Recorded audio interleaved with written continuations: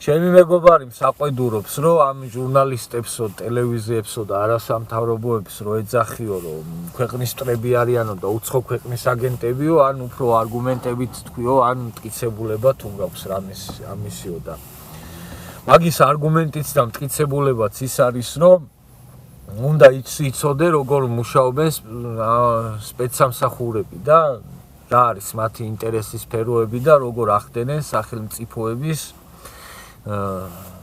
ოკუპირებას, ოღონდ რბილი ძალით, ასე რომ ვთქვათ, და ქვეყნების დაპყრობას.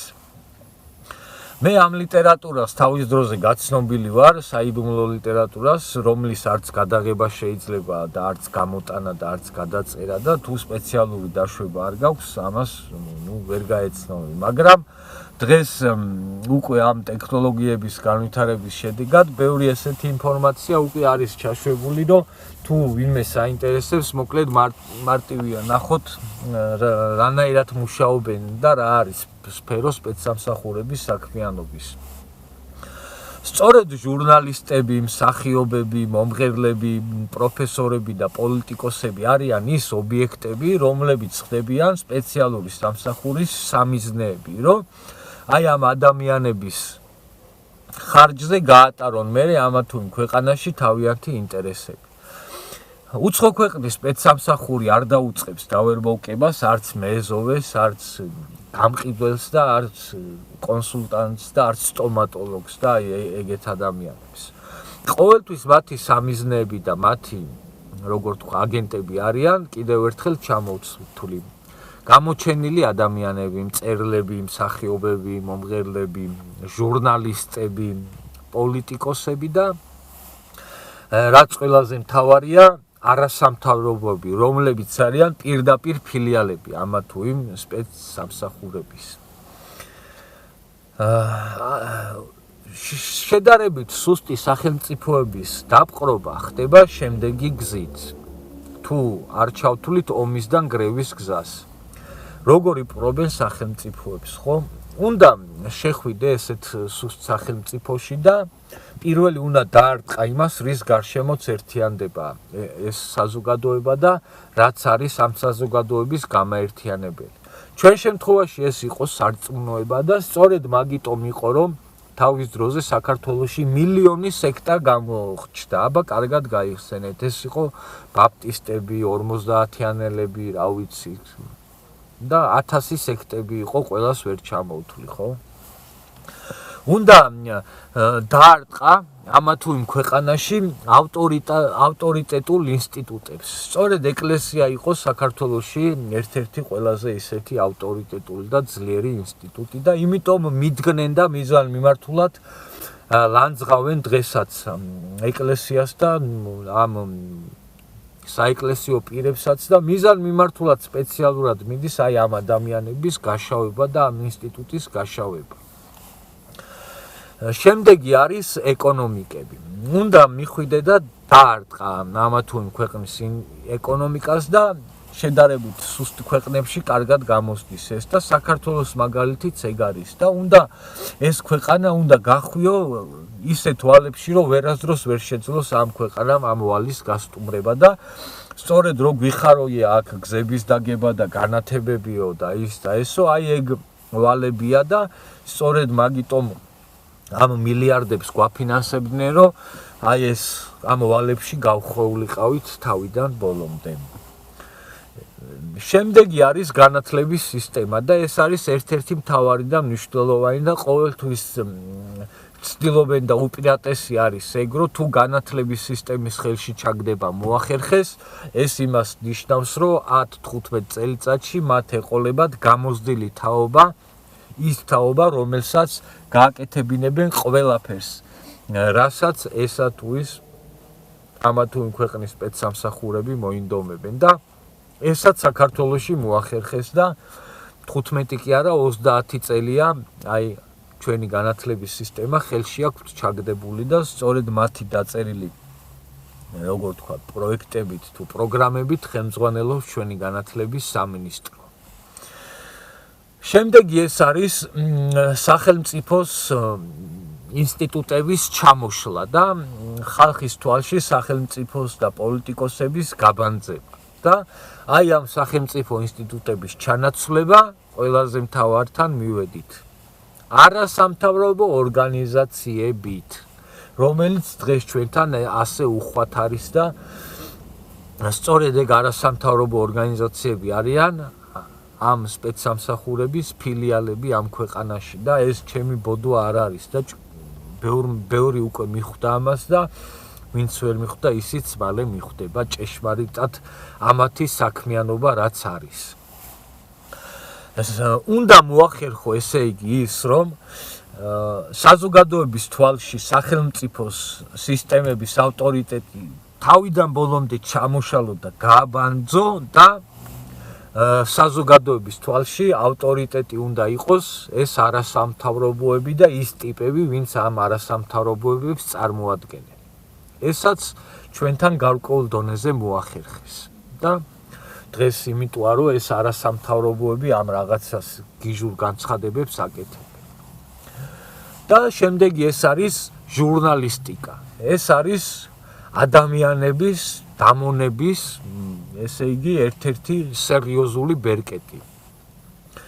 გერმანელი თუ არ ვცდები, გებელსი იძახდა თუ არ ვცდები, რომ მომეციო მასიური საინფორმაციო საშუალებებიო და ადამიანების საზოგადოებას გადავაქცევ ღორის კოლტათო. ანუ ხო ხდებით, რაც იგულისხმება ამაში. რასაც გინდა ადამიანს აი ამ მასობრივი საშუალებებით იმას დააჯერებ და იმას ჩაუდებ თავში და ძალიან როგორ თქვა მადლობა ღმერთს რომ ჩვენი საზოგადოების რაღაც გარკვეული ნაწილი მოექცა აი ამ გავლენის ქვეშ და მთლიანად უმრავლესობის ტვინის გამორეცხვა ვერ შეძლეს და აი გარკვეულ ნაწილს დღემდე ურეცხავენ ტვინებს აი ეს TV პირველი ფორმულა, თავარი და ასე შემდეგ. სწორედ მაგიტომ იღებენ ეს არხები დაფინანსებებს საზღვარგარეთიდან და სწორედ მაგიტომ აქვთ ამ ჟურნალისტების 100,000-ობით ხელფასები. სხვა არაფრისთვის არ აქვთ.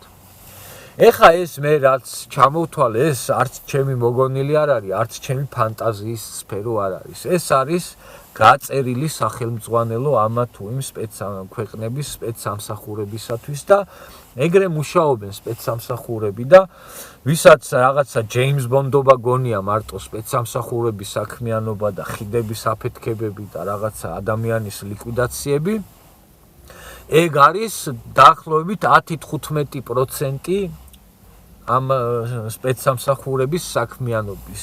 დანარჩენი 90-95% არის ის, რაც მე ახლა ჩამოვთვალე. აი ესე ახეადენენ და ამ გზით ახერხებენ ამა თუ იმ ქვეყნების დაპყრობას თავიდან ბოლომდე და აღარ უხდებათ იარაღის გამოყენება და ბომბებიდან გრევები და ასე შემდეგ. ხოლო იმ შემთხვევაში, როცა ამ გზით ვერ ახერხებენ ქვეყნების დაპყრობას და ოკუპაციას, მერე გადადიან უკვე ისეთ ძალაზე, როგორიც არის დაბომბვის ძალა, ომის და გრევის ძალა და აი ამ გზით დაპყრობა. დღეს საქართველოში ჩვენი პოლიტიკა და აი ეს რაღაცა, როგორ თქვა, პოლიტიკური სპექტრი არის გაჟღენთილი აი ამ აგენტებით და ჯაშუშებით და ადგილს არ ტოვებენ შეგნებულად იმ ადამიანებისთვის პოლიტიკაში, ვინც ამ ქვეყნისთვის გულანთებული იქნება და ვინც პატრიოტი იქნება და ვინც ამ ქვეყანას სიკეთეს მოუტას. ესეთ ადამიანებს ან აშავებენ, თუ გაშავება ვერ მოახერხეს, ავერბოუკებენ, თუ დავერბოუკება და გაშავება ვერ მოახერხეს და ხედავენ, რომ რამე საფრთხეს შეიძლება წარმოადგენდეს, კლავენ ეგეთ ადამიანებს პირდაპირ, ან წამლავენ, ან პირდაპირ ესვრიან და ისე კლავენ და მაგის მაგალითები ბევრი გვაქვს ჩვენ უახლოეს ისტორიაში. რო ვერ შეძლეს გამსახურდიას დავერბოუკება, მოუწყეს სახელმწიფო გადატრიალება და მოკლეს ეს კაცი.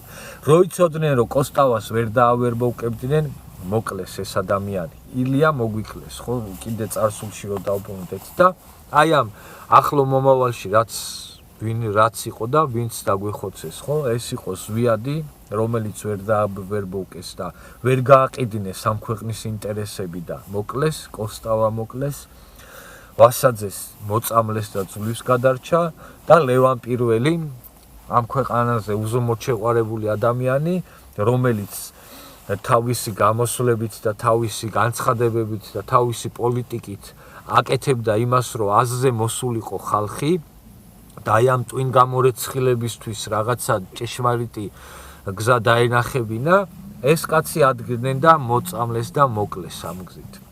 აი ეგ არის სპეცსამსახურების საქმიანობა და ეგრე მუშაობენ სპეცსამსახურები. ჩვენ დღეს კიდევ ერთხელ ვიტყვართ ძალიან ცუდ დღეში იმ თვალსაზრისით, რომ ოპოზიციაც და ალბათ ხელისუფლებაშიც ძალიან ბევრი არის აი ეგ უცხო ქვეყნების აგენტურის გავლენის ქვეშ მყოფი ადამიანები და ქართულ პოლიტიკაში არ დატოვეს პატრიოტების ადგილი.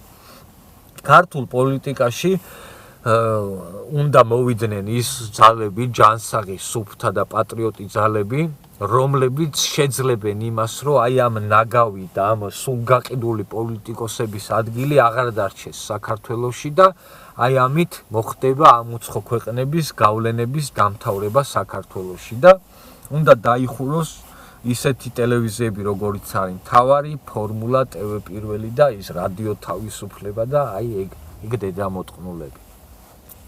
მაშინ დაიწყება ამ ქვეყნის გაძლიერებაც, საქართველოს გაბრწყინებას და ქართველების ერთობაც შედგება მაგ დროს, მაგ შემთხვევაში. წინააღმდეგ შემთხვევაში ეს ნაბოზრები ყველაფერს აკეთებენ, რომ ქართველების ერთობა არ შედგეს და ქართველები არ შევძლოთ ის, რომ გავერთიანდეთ საქართველოს გარშემო და იმ მიზნის გარშემო, რასაც ქვია საქართველოს ძლიერება და ქართველების კარგად ყოფნა. აი ეს არის ის რისი თქმაც მინდოდა და ამიტომ არის რომ ვიძახი რომ აგენტები არიან და დედააფეთქებულები ეს გარეწრები ესენი და კიდევ ერთხელ ვიტყვი ეს ჩემი მოგონილი არ არის და არც რამე ფანტაზიის ნაყოფი არ არის. ეს არის ის სახელმძღვანელო რითაც ხელმძღვანელობენ ამა თუ იმ ქვეყნის სპეცსამსახურები და როგორც იპყრობენ ჩვენაირ სუსტ და პატარა ქვეყნებს.